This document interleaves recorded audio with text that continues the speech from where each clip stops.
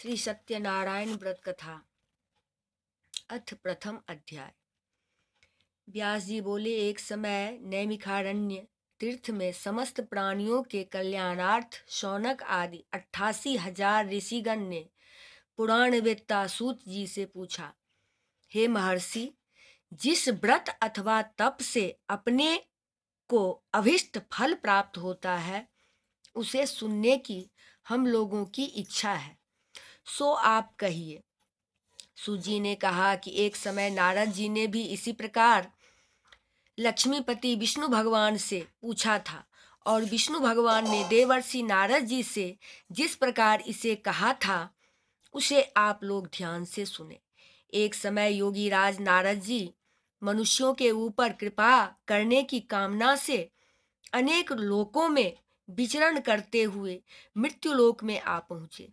यहाँ आकर उन्होंने अनेक योनियों में उत्पन्न हुए समस्त प्राणियों को विविध क्लेशों से युक्त और अपने कर्मों से दुखित देखा।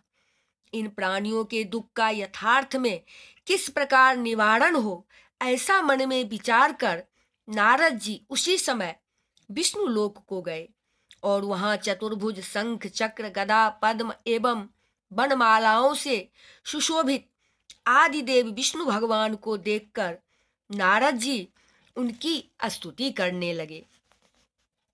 श्री कृष्ण गोविंद हरे मुरारे, हे नाथ नारायण वासुदेव। नारद जी बोले, आप वाणी और मन से अगम्य स्वरूप वाले एवं अमित शक्ति वाले हैं और आदि मध्य तथा अंत रहित हैं। आप सत्व रज तम आदि गुणों से परे अथवा निर्गुण है और सगुण भी हैं। सब प्राणी मात्र में आप प्रथम हैं तथा भक्तों के दुख को दूर करने वाले हैं। आपको बारंबार नमस्कार है। तदंतर विष्णु भगवान अपनी स्तुति सुनकर बोले कि हे नारद, तुम किस लिए यहाँ आए हो? तुम्हारे मन में क्या चिंता व्याप्त है? हे महाभाग, तुम अपना मनोरथ कहो, मैं तुम्हारे समस्त प्रश्नों का उत्तर दूंगा। नारद जी बोले, मृत्युलोक में संपूर्ण प्राणी अनेकानेक योनियों में उत्पन्न होकर पाप कर्मों से कष्ट भोग रहे हैं। हे स्वामिन, यदि आपकी मेरे ऊपर कृपा हो तो बतलाइए कि कौन सा छोटा सा उपाय करने से उनके कष्ट का शमन या निवारण हो सकता है। श्री भगवान ने कहा, हे पुत्र, तुमने लोगों के कल्याण की कामना से उत्तम बात पूछी है। जिस उपाय के करने से प्राणी मोह से छूट सकते हैं उसे मैं तुमसे कहता हूँ, सुनो। एक व्रत है अत्यंत पुण्य वाला तथा स्वर्ग एवं मृत्युलोक में परम दुर्लभ ही। उस व्रत को अब हे ऋषि तुम्हारे प्रेम के कारण प्रकट करता हूँ।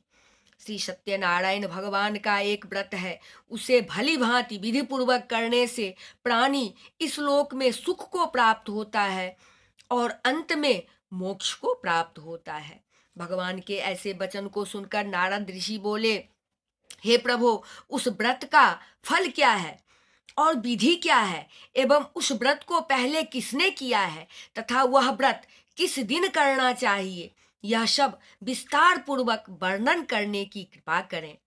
श्री भगवान बोले कि यह व्रत दुख और शोक आदि का शमन यानी नाश करने वाला, धन और धान्य को बढ़ाने वाला है, सौभाग्य और संतति देने वाला एवं सर्वत्र विजय प्राप्त कराने वाला है। अतः किसी भी दिन श्रद्धा भक्ति से युक्त होकर ब्राह्मण और बंधु बांधव सहित धर्म में तत्पर होकर सायंकाल प्रदोष के समय श्री सत्यनारायण भगवान की पूजा करें, भक्ति पूर्वक नैवेद्य अर्पण करें, सब भोग पदार्थ मिठाई फल इत्यादि सबागुनी मात्रा में लें। केले, दूध और गेहूं का आटा, गेहूं के चूर्ण के अभाव में चावल का आटा और शक्कर अथवा गुड़ लेकर प्रसाद बनावें। संपूर्ण सामान भक्तिभाव से सबाया इकट्ठा करके भोग लगावें। जन समुदाय के सहित कथा श्रवण करके ब्राह्मणों को दक्षिणा देवें। अनंतर बंधु बांधवों के सहित ब्राह्मणों को भोजन करावें। फिर भक्ति पूर्वक एवं आदर सहित स्वयं प्रसाद खावें और नृत्य तथा गीत आदि रात्रि में जागरण का आचरण करें। तदंतर श्री सत्यनारायण भगवान का ध्यान करते हुए अपने स्थान को जाएं। इस प्रकार इस व्रत कथा के आचरण करने से निश्चय ही मनुष्यों की आकांक्षा पूर्ण होती है। विशेष करके कलयुग में पृथ्वी पर इसके सिवाय अन्य कोई उपाय नहीं है। इति श्री सत्यनारायण व्रत कथा प्रथम अध्याय समाप्त। बोलो श्री सत्यनारायण भगवान की जय। अथ दूसरा अध्याय। सूत जी बोले, हे ब्राह्मणों, अब आगे जिसने इस व्रत को किया था उस कथा को कहता हूँ। काशीपुरी जैसी सुंदर नगरी में शतानंद नाम का एक अत्यंत निर्धन ब्राह्मण रहता था। वह भूख प्यास से व्याकुल होकर नित्य ही पृथ्वी के ऊपर भटकता फिरता था।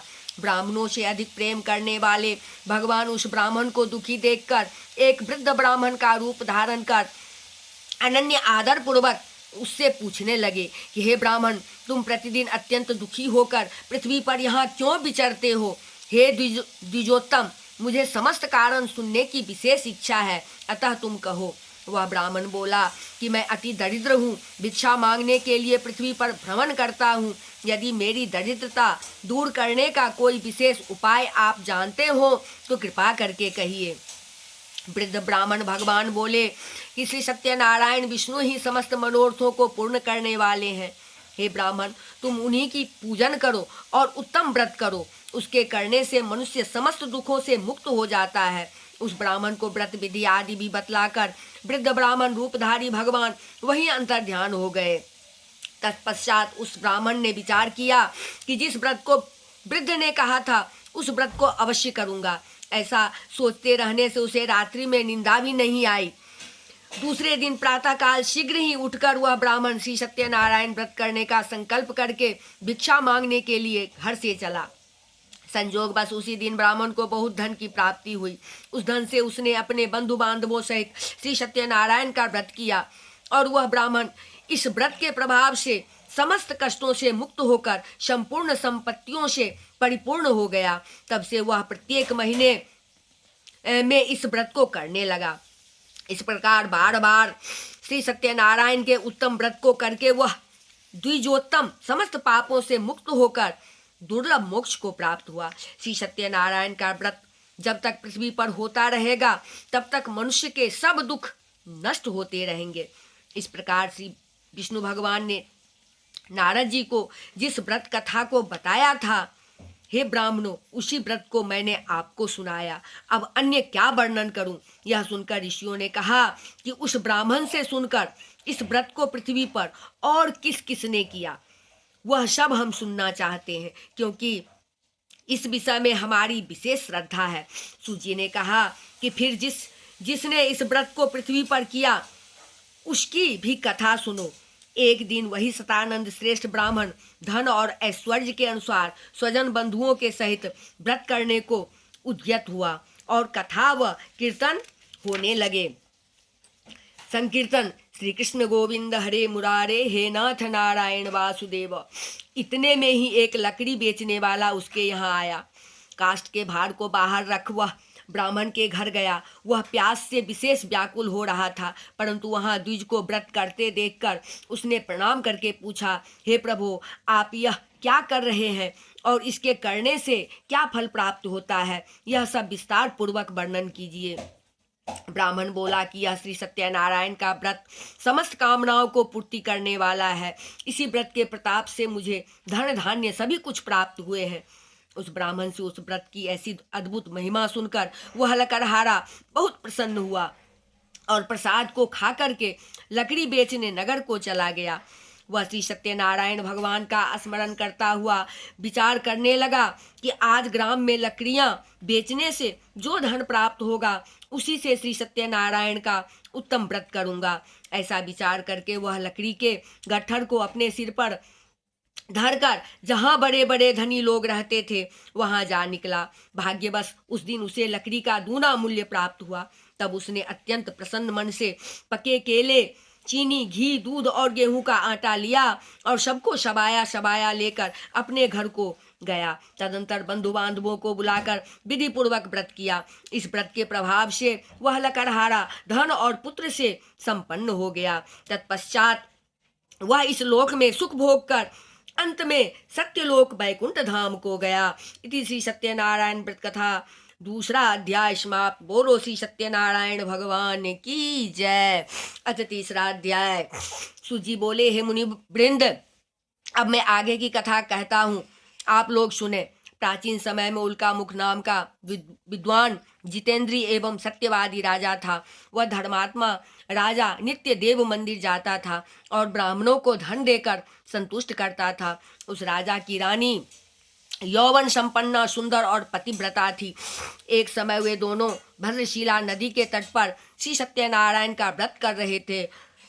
इतने में एक साधु नाम का सेठ वहां आया। वह वैश्य व्यापार करने के लिए अनेक प्रकार की बहुमूल्य वस्तुओं से भरी अपनी नाव को नदी के तट पर ठहराकर राजा के पास गया। राजा को व्रत करते देखकर नम्रता से साधु वैश्य बोला, हे राजन, एकाग्र चित्त से भक्ति पूर्वक यह आप क्या कर रहे हैं? यह संपूर्ण कथा मेरे सम्मुख प्रकट करिए, क्योंकि मेरी सुनने की इच्छा है। राजा बोले कि हे साधो, हम अद्वितीय तेजस्वी भगवान विष्णु का पूजन करते हैं।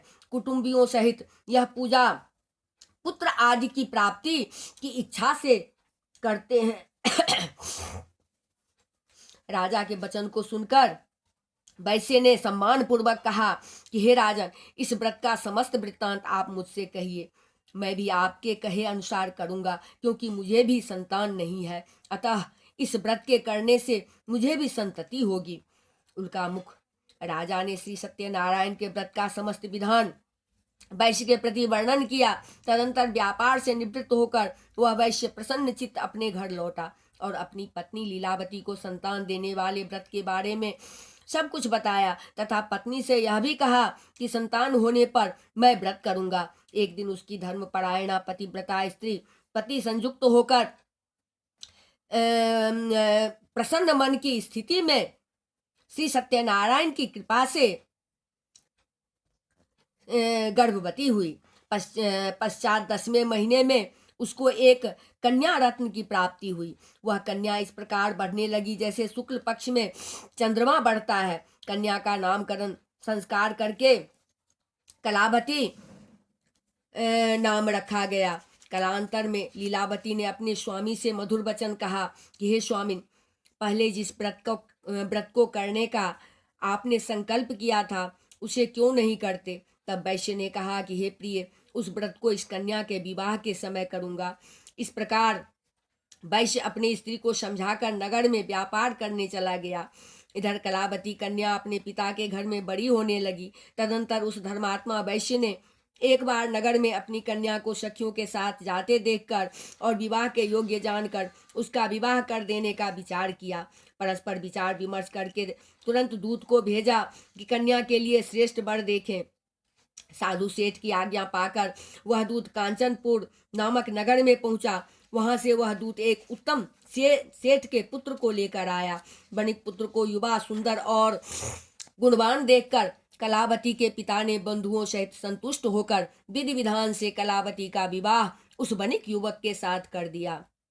परंतु साधु सेठ भाग्यवश फिर भी उस उत्तम व्रत को करना भूल गया। कलावती के विवाह के समय में व्रत न करने से सत्यनारायण भगवान उससे अप्रसन्न हो गए। कुछ समय व्यतीत हो जाने पर स्वकार्य में निपुण वैश्य अपने जमाता के सहित व्यापार करने के लिए चल दिया। समुद्र के पास रत्नसारपुर नगर में जाकर प्रिय जमाता के सहित वह वैश्य व्यापार करने लगा।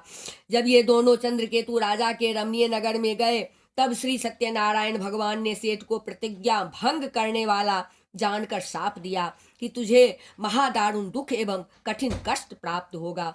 एक दिन राजा के धन को लेकर चोर वहां आ पहुंचे, जहां वे दोनों वैश्य ठहरे थे। तत्पश्चात वे चोर पीछे से राजा के सिपाहियों को जोर से पीछा करते देखकर चित्त में भयभीत हो धन को उसी स्थान में साधु सेठ के पास छोड़कर गायब हो गए। तब वे सिपाही वहां भले मानस सेठों के निकट आए और राजा के धन को वहां पाकर वे दोनों सेठ लोगों को बांधकर राजा के पास ले गए और प्रसन्नता से दौड़कर उन सिपाहियों ने राजा से निवेदन किया, हे प्रभु, हम इन दोनों चोरों को पकड़ लाए हैं, इनका विचार करके न्याय करें।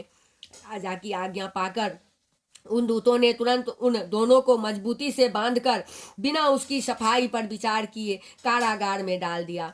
भगवान श्री सत्यनारायण की माया से किसी ने उनका कहना नहीं सुना और राजा चंद्रकेतु ने उनका समस्त धन छीन लिया। भगवान के शाप से वैश्य के घर में उनकी स्त्रियां अति दुखित हो गई। जो कुछ घर में था उसे चोरों ने चुरा लिया। मानसिक दुख और शारीरिक व्याधि तथा भूख प्यास से अति दुखित होकर अन्न की चिंता में घर घर फिरने लगी। और कलावती कन्या भी नित्य घर घर भोजन के लिए जाने लगी। एक दिन वही कन्या कलावती क्षुधा से व्याकुल होकर एक ब्राह्मण के घर गई और वहां जाकर उसने श्री सत्यनारायण का व्रत कथा होते देखा। वहां बैठकर उसने कथा सुनी और वरदान भी मांगा तथा श्री सत्यनारायण के प्रसाद को खाकर देर रात में अपने घर गई। कलावती कन्या से उसकी माता प्रेम सहित पूछने लगी कि हे पुत्री, इतनी रात तक तू कहाँ थी और तेरे मन में क्या है? यह सुनकर कलावती कन्या ने तुरंत अपनी माता से कहा कि मैंने ब्राह्मण के घर पर समस्त मनोरथों को सिद्ध करने वाली एक व्रत कथा को होते देखा तथा सुना है। कन्या के ऐसे वचन सुनकर वैश्य की स्त्री प्रसन्न होकर श्री सत्यनारायण का व्रत करने के लिए उद्यत हुई। तदंतर साधु सेठ की पत्नी ने बंधुओं के सहित श्री सत्यनारायण का व्रत किया और प्रार्थना की। संकीर्तन श्री कृष्ण गोविंद हरे मुरारे हे नाथ नारायण वासुदेव। तत्पश्चात उन्होंने वरदान मांगा कि हे सत्यनारायण स्वामी, मेरे पति और जमाता शीघ्र ही अपने घर चले आवें। आप मेरे भर्ता और जमाता के अपराध को क्षमा करने में सामर्थ्यवान है।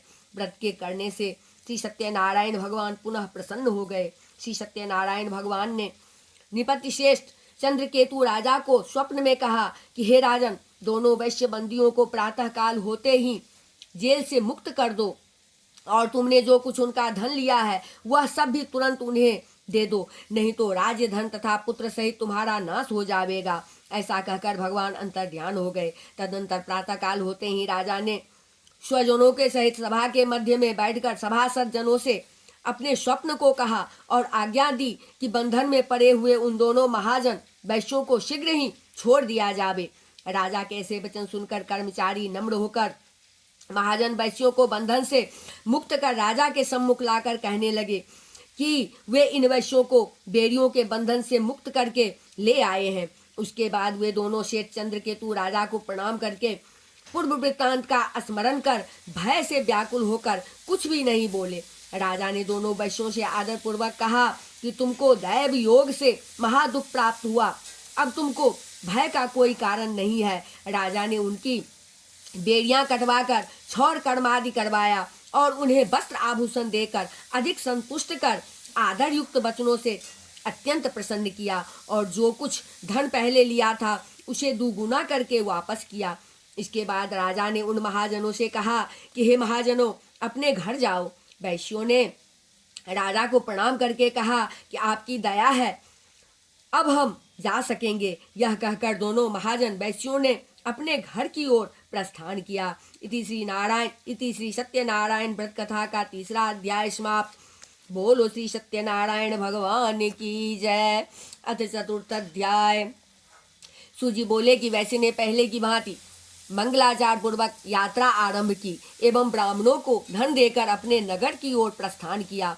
उन वैश्यों के थोड़ी दूर पहुंचने पर श्री सत्यनारायण प्रभु ने उनसे जिज्ञासा की कि आपकी नाव में क्या सामान भरा हुआ है। तब धनुष्य मत वाले सेठों ने आदर पूर्वक हंसी उड़ाते हुए कहा कि हे दंडी स्वामी, आप किस कारण से पूछते हैं? क्या आप मुद्रा रुपये लेने की इच्छा करते हैं? हमारी नाव में तो केवल लता पत्र आदि भरे हुए हैं।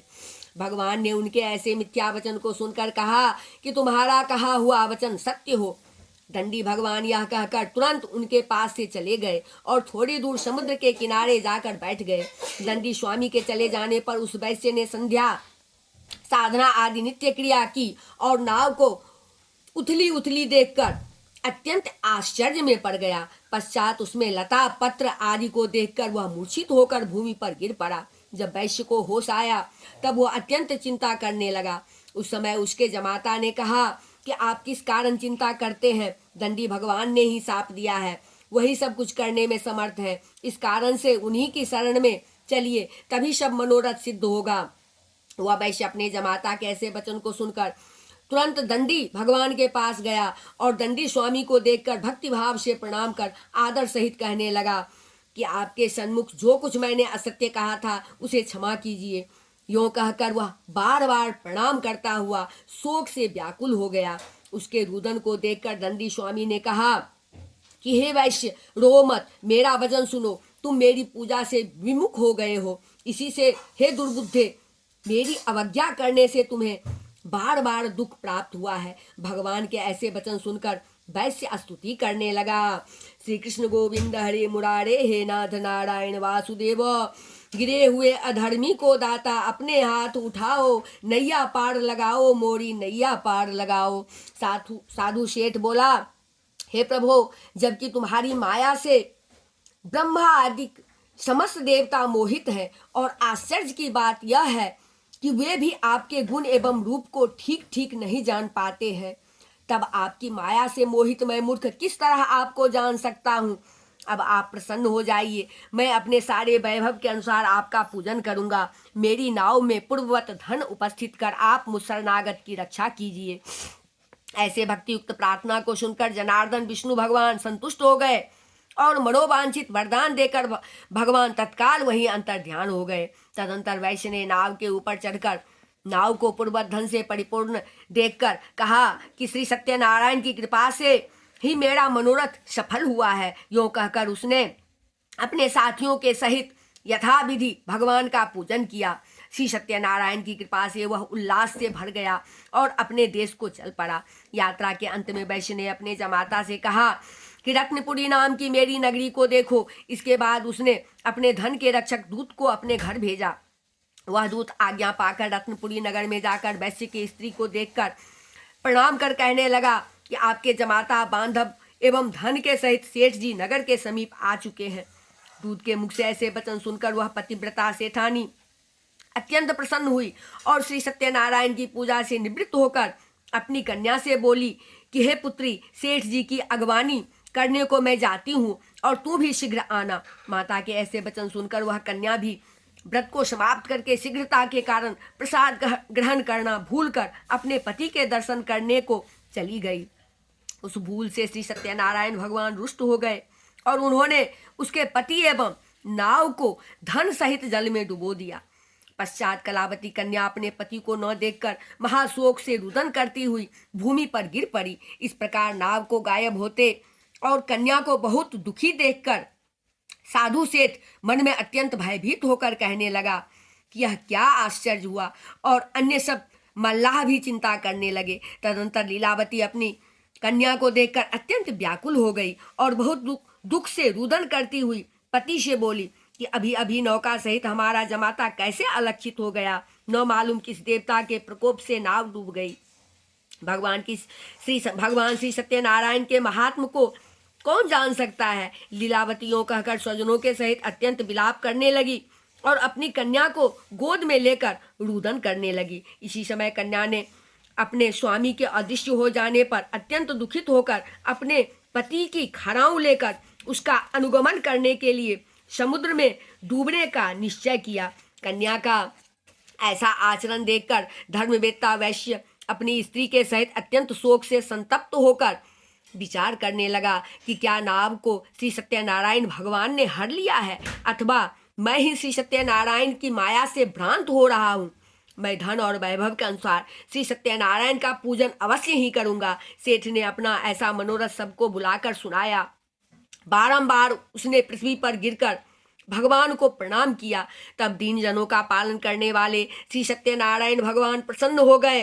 भक्तों के ऊपर कृपा करने वाले भगवान ने साधु से यह वचन आकाशवाणी द्वारा कहा कि तेरी कन्या प्रसाद का परित्याग कर अपने पति को देखने चली आई थी, इसी कारण तेरी कन्या का पति अदृश्य हो गया है। यदि यह घर जाकर प्रसाद को ग्रहण करके फिर आवे तो हे वैश्य, तेरी कन्या को उसका पति मिल जाएगा। कन्या आकाश मंडल से ऐसे वचन सुनकर शीघ्र ही घर जाकर भगवान के प्रसाद को ग्रहण करके जब लौट कर आई तो उसने अपने पति को देखा। बाद में कलावती कन्या अपने पिता से बोली कि अब घर चलो, विलंब क्यों करते हो। कन्या के ऐसे वचन सुनकर वैश्य को संतोष प्राप्त हुआ और श्री सत्यनारायण का पूजन विधि विधान पूर्वक करके धन एवं बंधुगणों के सहित अपने निवास स्थान को गया और तत्पश्चात वह प्रत्येक पूर्णिमा तथा संक्रांति को श्री सत्यनारायण का पूजन नियम से करने लगा। अंत में श्री सत्यनारायण की कृपा से वह इस लोक में सुख भोग कर वैकुंठ लोक को प्राप्त हुआ। इति श्री सत्यनारायण व्रत कथा चतुर्थ अध्याय समाप्त। बोलिए श्री सत्यनारायण भगवान की जय। अथ पंचम अध्याय। सूजी बोले, हे ऋषि वरों, इसके अनंतर और भी एक कथा वर्णन करता हूँ, आप लोग सुने। प्रजा के पालन पोषण करने में निरत तुंगध्वज नाम का एक राजा था। वह भी श्री सत्यनारायण के प्रसाद को त्याग कर दुखी हुआ था। एक समय उसने जंगल में जाकर बहुत प्रकार के पशुओं का शिकार करने के बाद आकर देखा कि बट वृक्ष के नीचे भक्ति भाव से परिपूर्ण बंधु बांधवों के साथ ग्वाले श्री सत्यनारायण का पूजन कर रहे थे। राजा ने गर्वपूर्वक उधर देखा तो परंतु वह न तो पूजा स्थान पर गया और न ही उसने भगवान को प्रणाम ही किया। तब सारे ग्वालों ने राजा के निकट जाकर भगवान का प्रसाद रख दिया और सब ग्वालों ने पूजा स्थान पर लौटकर इच्छा अनुसार प्रसाद ग्रहण किया। परंतु राजा ने उस प्रसाद को वहीं छोड़ दिया और दुख को प्राप्त हुआ। उसके 100 पुत्र और धन इत्यादि सब कुछ नष्ट हो गए। राजा समझ गया कि श्री सत्यनारायण के शाप से उसका सब कुछ नाश हुआ है, अतः मैं वापस वहीं जाऊंगा और भगवान की पूजा हो रही है। मन में ऐसा निश्चय करके वह ग्वालों के निकट गया। वहां जाकर राजा ने श्रद्धा भक्ति से ग्वालों के साथ श्री सत्यनारायण का विधि पूर्वक पूजन किया। तब श्री सत्यनारायण की कृपा से वह फिर धन और पुत्रों से संपन्न हो गया। अनंतर इस लोक में सुख भोग कर अंत में वैकुंठ लोक को गया। जो नर नारी परम दुर्लभ इस श्री सत्यनारायण के व्रत को करते हैं और भक्ति संपन्न होकर शुभ फलदायिनी पवित्र कथा को सुनते हैं, उन्हें श्री सत्यनारायण की कृपा से धन धान्य की प्राप्ति होती है। श्री सत्यनारायण का व्रत करने या कथा सुनने से दरिद्र को धन की प्राप्ति होती है और बंदी बंधन से मुक्त हो जाता है तथा भयभीत पुरुष भय मुक्त हो जाता है। इसमें तनिक भी संदेह नहीं है। व्रत को करने वाला और कथा को सुनने वाला संसार में मनोभिलषित फल को प्राप्त होकर अंत में सत्यलोक यानी वैकुंठ लोक को जाता है। हे ब्राह्मणों, मैंने तुमसे उस श्री सत्यनारायण व्रत का वर्णन किया जिसके करने से मनुष्य सब दुखों से मुक्त हो जाता है। कलयुग में श्री सत्यनारायण की पूजा विशेष रूप से फलदायिनी है।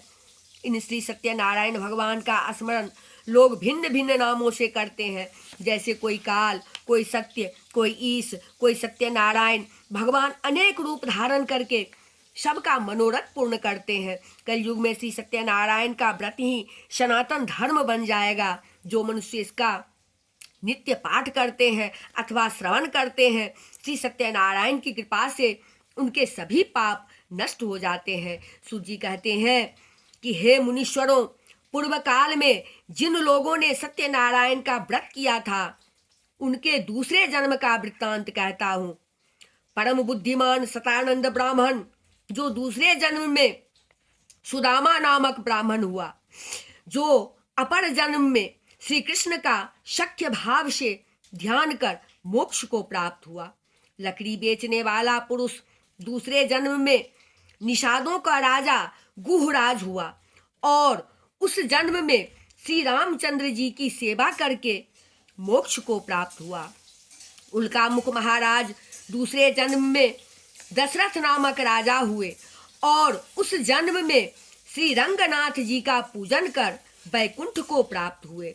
साधु नामक जो वैश्य अत्यंत व्रती और सत्य प्रतिज्ञ था, वह दूसरे जन्म में मोरध्वज नामक राजा हुआ, जो इस जन्म में अपनी पत्नी के साथ मिलकर आरा से अपने पुत्र का आधा देह ब्राह्मण रूपधारी श्री कृष्ण को अर्पित कर मोक्ष को प्राप्त हुआ।